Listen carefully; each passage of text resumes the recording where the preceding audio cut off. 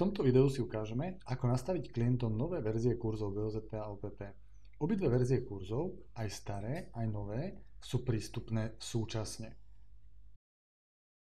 Vidíme, že nové verzie kurzov majú takéto nové moderné titulky kurzov a toto sú staré verzie kurzov, ktoré majú tieto staršie titulné obrázky.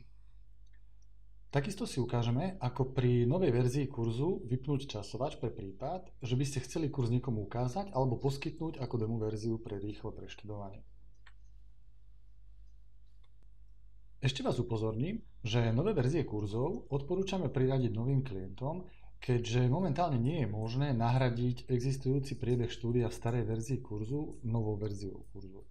Inými slovami, ak v existujúcich prevádzkach vymažete staré kurzy BOZP a OPP a nahráte tam nové, zamestnanci budú musieť študovať na novo. My už vieme, že kurzy priraďujeme v časti prevádzky. Z vysúvacieho menu si vyberieme firmu a v ľavom menu klikneme na položku prevádzky.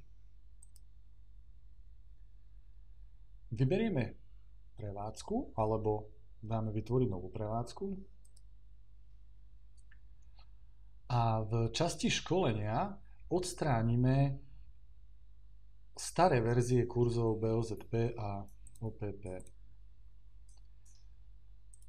Klikneme a nové verzie kurzov BOZP a OPP majú označenie verzia 2023. Takže vyberiem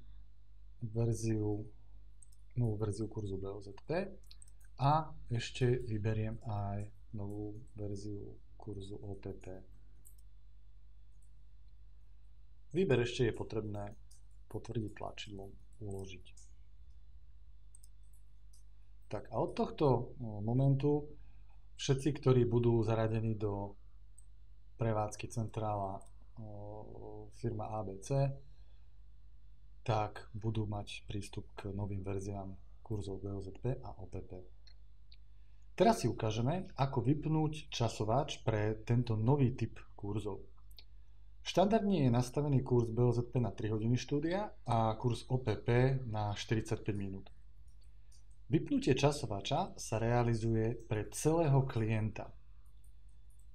Preto musíme ísť do časti Administrácia portálu, klikneme na položku Klienti a vyberieme si klienta, pre ktorého chceme odstrániť časovač z daných kurzov alebo z daného kurzu. V menu si vyberieme položku alebo tlačidlo Špeciálna funkcionalita a v časti Doplnková konfigurácia klikneme na šipku dole a rozbalí sa nám takéto menu.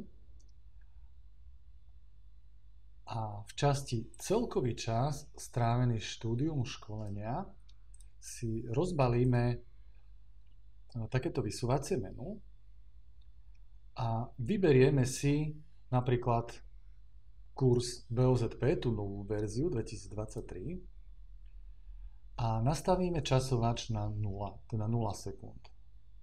A klikneme na tlačidlo Pridať, upraviť. Vidíme, že v časti Doplnková konfigurácia sa nám zobrazilo nové nastavenie pre kurz BOZP Slovenčina nová verzia 2023 a vidíme, že je tam príznak vypnutého časovača. Ak by sme chceli dať časovač do pôvodného nastavenia, to znamená nastaviť kurz BOZP znova na 3 hodiny, klikneme na tlačidlo Vymazať a potvrdíme opäť kliknutím na tlačidlo Vymazať.